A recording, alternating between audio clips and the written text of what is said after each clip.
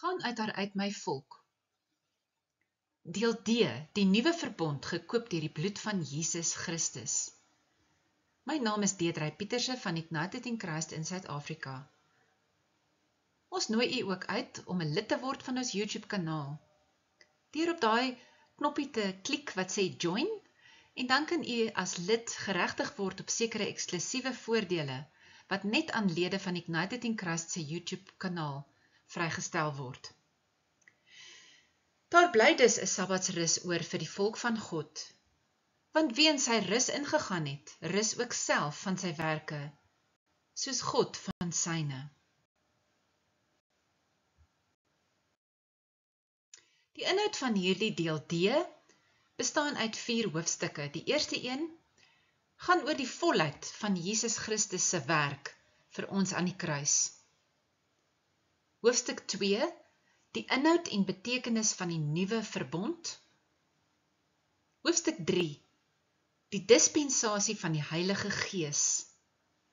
Hoofstuk 4, die rykdom van die glorie van die geheimenis van Christus Jesus in ons. Ons is nou by hoofstuk 1 van deel D en ons gaan kyk na die volheid van Jesus Christus se werk vir ons aan die kruis. En in hierdie geval is die inhoud van hierdie hoofstuk 1, ons gaan kyk na wat dit beteken dat hy, Jesus wat geen sonde gehad het nie, sonde vir ons geword het. Hy het die vloek van die sonde op hom geneem en self 'n vervloekte geword. Hy het in ons plek gesterf. Hy het met sy bloed vir ons sondes betaal en ons vrygekoop. Hy het ons tot geregtigheid herstel. Hy het ons intimiteit met God as Jesus se bruid herstel. En die belangrikste is om te besef dat Jesus se werk aan die kruis vir ons is klaar. Met ander woorde, dit is volledig en voltooid. Daar hoef niks bygevoeg te word nie. Hy wat geen sonde gehad het nie, het sonde vir ons geword. 2 Korintiërs 5 vers 21, Paulus sê, Christus was sonder sonde, maar God het hom in ons plek as sondaar behandel, sodat ons deur ons eenheid met hom, deur God, vrygespreek kan wees. Maar bruid van Jesus Christus, ons nooi u uit om saam met ons te dink en om ons gawe van onderskeiding, wat deur die Heilige Gees aan ons gegee is, te gebruik.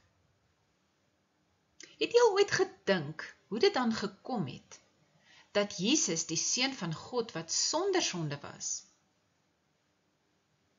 die sonde van die wêreld op hom geneem het, aan die kruis? Kom ons dink bietjie daaroor, want as Jesus sonder sonde was, en hy was, dan het hy mos as 'n sondelose lam van God aan die kruis gehang. So, hoe kan ons dan sê, dat die sonde van die hele wêreld op hom gekom het aan die kruis, en dat hy daarvoor betaal het?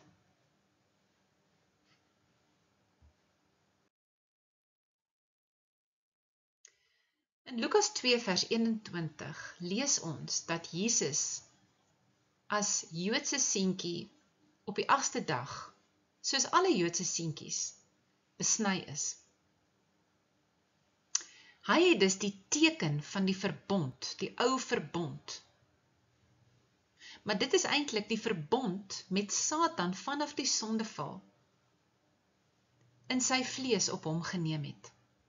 En as jy hierdie nou nog nie verstaan nie, dan nooi ons jy uit om te kyk na ons lering oor die Hebrew roots, waar ons dit baie duidelik maak, dat die Heilige Gees aan ons openbaar het, en dat Jesus dit self gesê het. Dit staan iewers in Johannes, waar hy sê, die besnydenis het nie van Moses afgekom nie. Met ander woorde, dit is nie deel van die wet by Sinaï nie, maar dit het van die vaders afgekom. So dit is gegee, die besnydenis nog lank voordat die Israeliete by die berg Sinaï in 'n verbond getree het met die wet ensovoorts. Die ou verbond. So hierdie besnydenis kom al in die tyd van Abraham en dit kom ver terug. En dit is eintlik die teken aan die vlees van die mens van wat by die sondeval in die tuin van Eden gebeur het. Deur hierdie teken wat op Jesus aangebring is, die besnydenis, was die volledige vloek van sonde en dood, wat oor die hele menslike geslag gekom het as gevolg van die sondeval, nou wetlik of regstegnies gesien, ook op Jesus, die onskuldige lam of seun van God.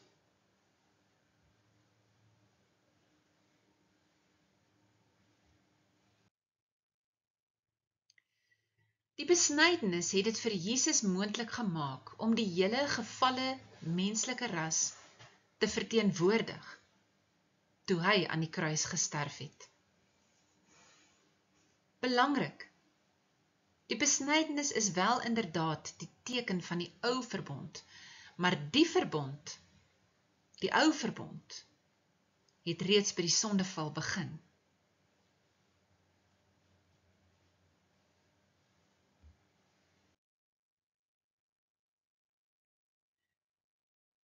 Hy, dit is Jesus, het die vloek van die sonde op hom geneem en self 'n vervloekte vir ons geword. Deuteronomium 21 vers 22 tot 23. Wanneer iemand tereggestel word vir 'n oortreding wat die doodstraf verdien, en jy hang hom aan 'n paal op, mag sy lijk nie die nag daaraan bly hang nie. Jy moet hom dieselfde dag nog begrawe. Want wie opgehang word, is deur God vervloek. Jy mag nie die land wat deur die Here jou God aan jou as besitting gegee het, verontreinig nie.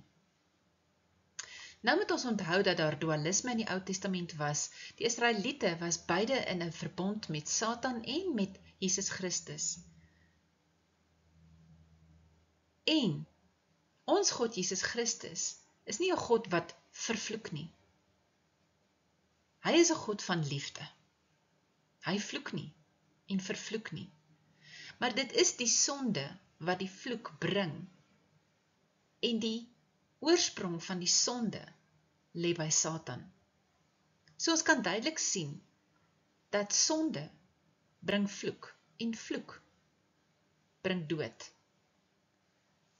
Maar ons weet uit hierdie teks dat volgens die ou verbond is die een wat aan 'n paal opgehang word, gekruisig word, is vervloek en dra 'n vloek. Sonde het gekom van die mens se sondeval af. Sonde het vloek meegebring en die straf op die sonde is die dood. Satan is die vader of die oorsprong van alle sonde. En hy is dan die God van die dood. Ons weet uit Matteus 22 vers 32 dat Jesus gesê het, God is nie 'n God van dooies nie, maar van lewendes.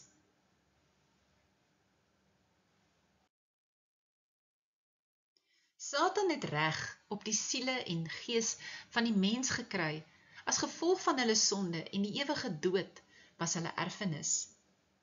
En as jy dink, dit is nie korrek nie, dan nooi ons u uit om te gaan kyk na Matteus 27 vers 52 en 53, waar getuig word dat toe Jesus sterf, het die voorhangsel tot die tempel geskeur, in twee geskeur, die grafte het oopgegaan, en by Jesus se opstanding het mense verskyn, mense wat uit die graf opgestaan het, uit die dood opgestaan het, het verskyn aan verskeie mense.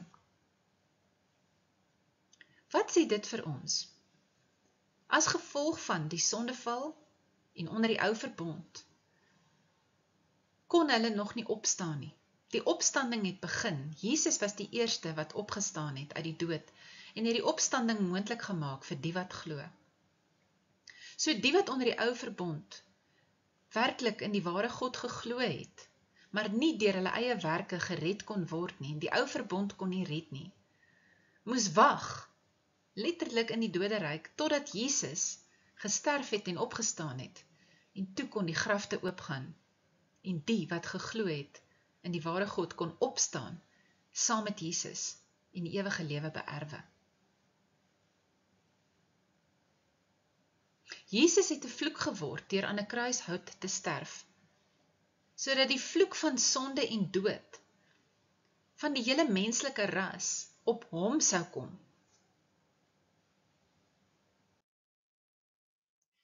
Paulus sê dan ook, deur die eerste Adam het sonde en sy vloek in die wêreld ingekom, en deur die tweede Adam, Jesus Christus, die seun van die mens, is die vloek van die sonde weggeneem vir diegene wat glo.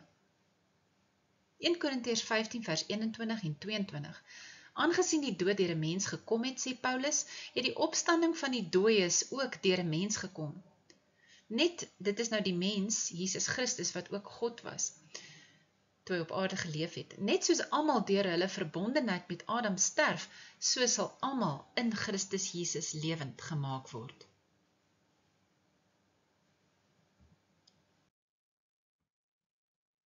Jesus het in ons plek gesterf,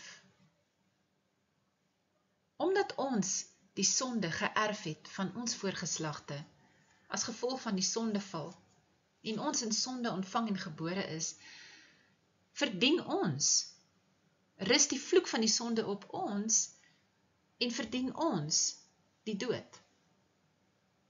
Maar ons lees in Matteus 27, Markus 15, Lukas 23 vers 18, Johannes 18 vers 40, dat Barabbas, wat skuldig was, 'n moordenaar en 'n rower, vrygelaat is, en Jesus wat onskuldig was, is veroordeel. En dit wys vir ons heen op hierdie feit dat ons wat skuldig is, vrygespreek word en dat Jesus in ons plek gesterf het. Ons het die ewige dood van die sondeval geërf en was skuldig, maar Jesus was onskuldig. Matteus 27 vers 24. Toe Pilatus sien, dit help niks nie en dat daar eerder 'n oproer kom, het hy water gevat en voor die skare sy hande gewas en gesê, ek is onskuldig aan die bloed van hierdie man. Dit is julle verantwoordelikheid. So Pilatus het erken dat Jesus is onskuldig. En dit was ook belangrik, regstegnies, dat hierdie moes gebeur, dat Pilatus sy hande in onskuld moes was en verklaar, dat volgens hom is Jesus onskuldig.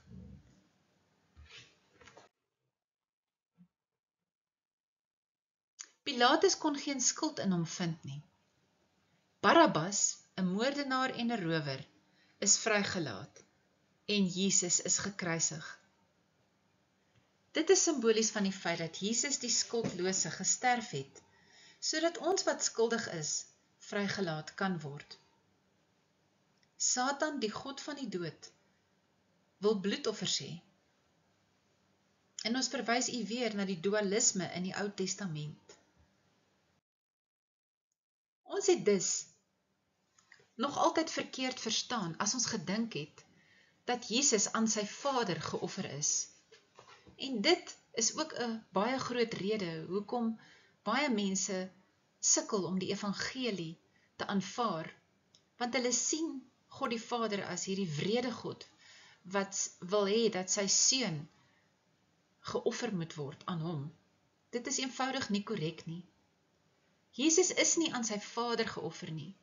Dit is 'n verkeerde persepsie van wie God is, as gevolg van die dualisme in die Bybel en 'n verkeerde verstaan van die drie-eenheid.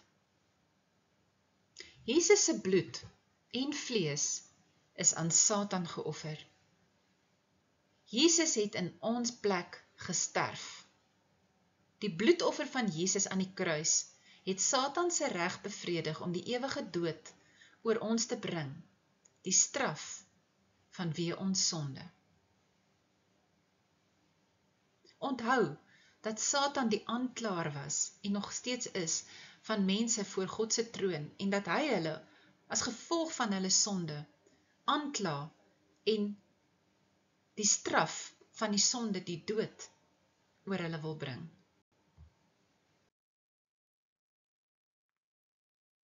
Jesus het betaal vir ons sonde met sy bloed. Die ou verbond offerstelsel was 'n gevolg van die dualisme of die dubbele verbond van die Israeliete en was om die wettige reg wat Satan gehad het te bevredig, om dood oor die Israeliete te bring weens hulle sonde.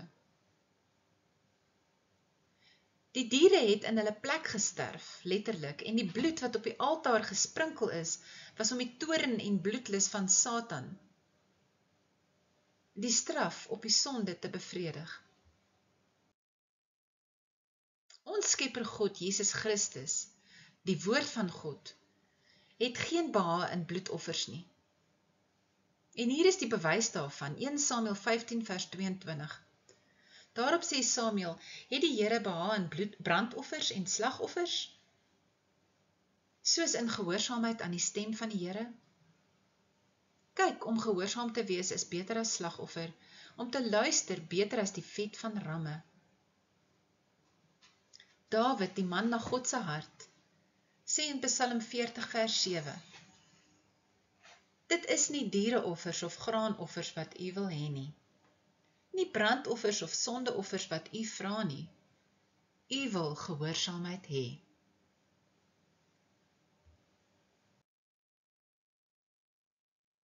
Ons Skepper God, Jesus Christus, wat die woord van God is, het geen behae in bloedoffers nie. Psalm 51, 'n offer vra u nie, anders sou ek dit bring. 'n Brandoffer wil u nie hê nie. Die offer wat u wil hê, o God, is vir ootmoediging. U sal 'n hart vol ootmoed en berou nie gering ag nie, o God. Spreuke 21 vers 3. Die Here verkies dat 'n mens doen wat regverdig en reg is, eerder as dat jy offers bring.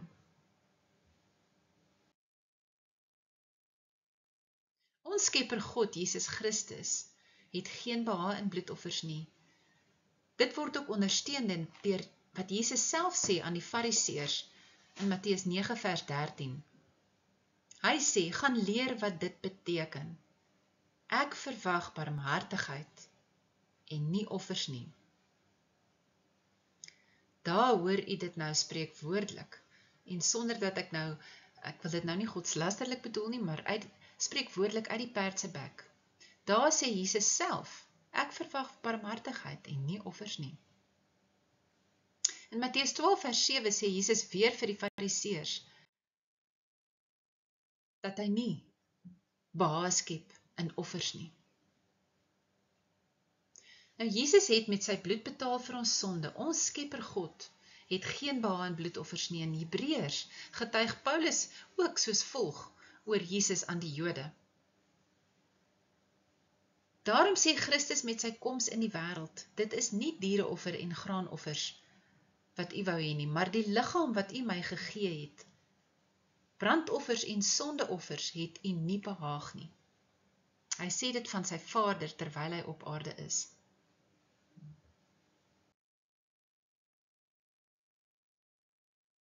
Jesus, die Seun van God, was die losprys vir ons sondes. Matteus 20 vers 28, so is dit ook met die Seun van die mens. Hy het nie gekom om gedien te word nie, maar om te dien en sy lewe te gee as losprys vir baie mense. Wat beteken 'n losprys? 'n Losprys beteken 'n betaling, uitbetaling, geld, 'n transaksie, 'n ruil. Dus het Jesus ons vrygekoop met sy bloed van die straf op die sonde wat die ewige dood is. En al hierdie dinge, die sonde, die vloek op sonde, die dood, is alles wat as gevolg van Satan in die wêreld ingekom het. Sy goddelike bloed was die eenmalige, finale betaling, waardeur ons vryheid van sonde en dood gekoop is. Sy bloed wat vergiet is, het die offerstelsel van die ou verbond amptelik beëindig, vir diegene wat in hom glo.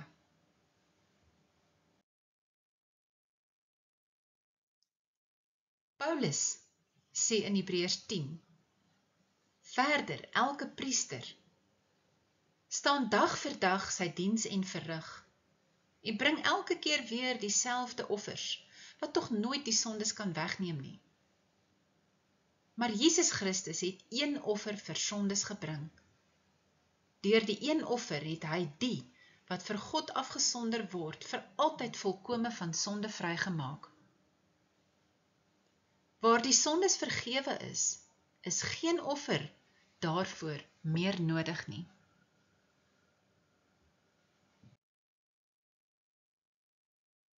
Jesus se bloed het al ons sonde weggewas en ons tot volle geregtigheid voor God se troon herstel.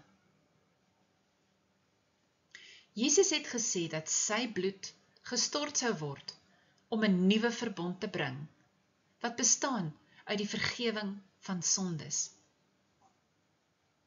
Op grond van wat Jesus vir ons gedoen het aan die kruis, het ons geword die geregtigheid van God in Christus Jesus. Dit beteken, wanneer hy, dit is die Vader, na ons kyk, dan sien hy sy seun in ons, wat sonder sonde is. Met ander woorde, die Vader, en dit is Jesus ook, hy en die Vader is een, wanneer God dan na ons kyk, ons wat in Jesus Christus glo en deur hom vrygekoop is, dan sien hy ons as ten volle sonder sonde, net soos Jesus sonder sonde is.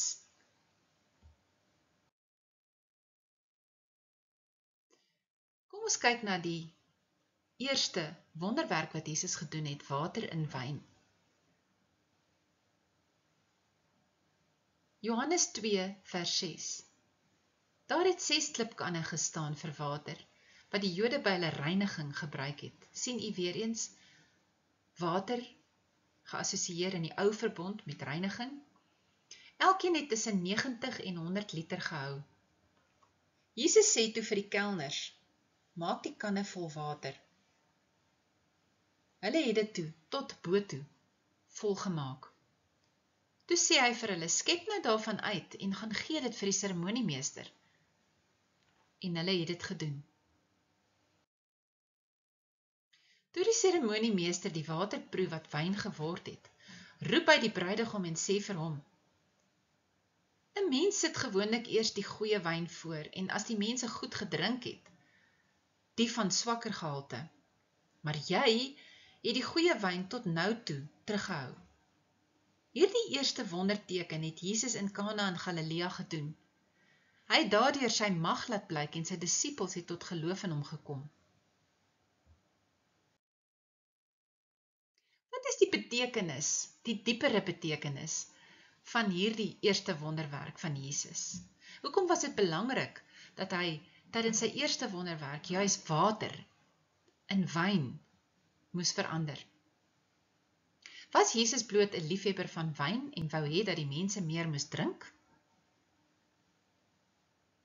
Nee, die eerste wonderwerk van Jesus was profeties van die feit dat die waterreinigingsrituele van die ou verbond vervang sal word deur 'n beter verbond, waardeur Jesus die bruidegom met sy bloed eenmalig en vir almal die sonde sou wegwas van die wat in hom glo. Baie belangrik, die beste wyn, die bloed van Jesus, wat ons skoon was van al ons sonde, is inderdaad tot laaste gehou, naamlik die nuwe verbond, wat Jesus vir ons gesterf het om te hê. Water en bloed is ook geskei en hierdie is ook profeties, waar ons lees in Johannes 19 vers 34, toe Jesus klaar gesterf het, hy het net sy laaste asem uitgeblaas. toe het een van die soldate met 'n spies in sy sy gesteek, en daar het dadelik bloed en water apart geskei uitgekom. Sien u die diepere betekenis hiervan ook, en hoekom dit juis opgeteken moes word vir ons, dat met Jesus se kruisdood is die ou verbond van water verby, en is dit heeltemal tot niet gemaak, en dit word vervang met die nuwe verbond van Jesus se bloed, wat vir ons gestort is om ons skoon te was van al ons sonde.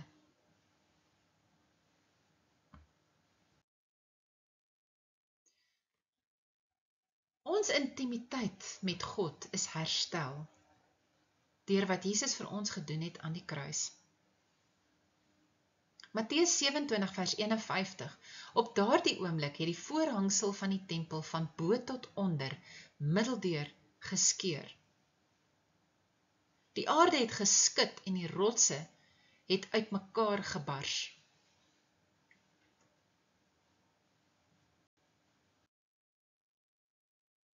Die kommentators tot die New Spirit-Filled Life Bible sê in hierdie konteks die volgende. Hulle sê die sluier was die dik gordyn tussen die heilige en die allerheiligste. Die feit dat dit in twee geskeur het, van bo na onder, dui aan dat dit nie vanweë menslike toedoen was nie. Jesus se dood maak die weg oop na die teenwoordigheid van God en maak 'n einde aan die Ou Testamentiese tempel en offerstelsels.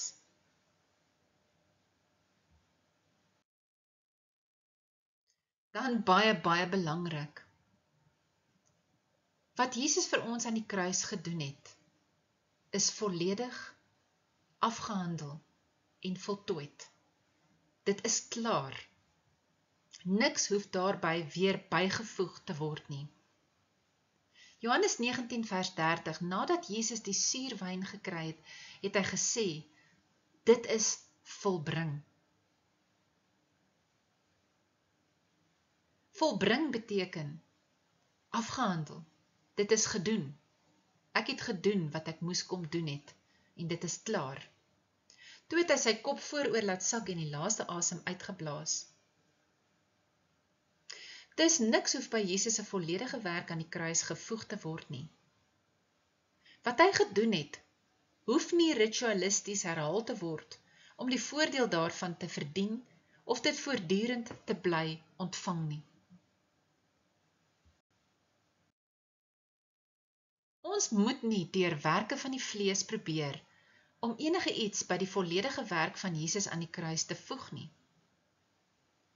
As ons dit sou doen, ontken ons onbewustelik die krag van die bloed van Jesus. Ons verloon dit eintlik. As ook die volledigheid van sy werk aan die kruis.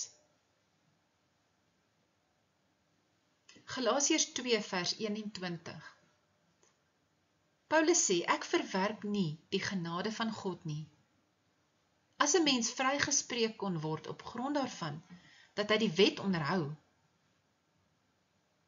sou dit immers beteken het, dat Christus verniet gesterwe het.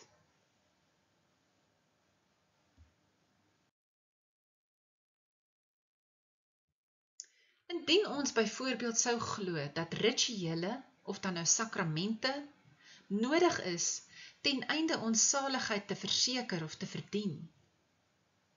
En ons begin weer om, soos die Israeliete, gereeld en ritualisties sekere wettiese dinge te doen. Dan plaas ons onsself onbewustelik weer onder die ou verbond in. Dan staan ons weer eens in dualisme. Dit is in twee verbonde en gee ons daardeur aan die vyand 'n oop deur in ons lewens. Paulus sê in Galasiërs 5 vers 1. Christus het ons vrygemaak om werklik vry te wees. Staan dan vas in hierdie vryheid en moet julle nie weer onder 'n slawejuk laat indwing nie.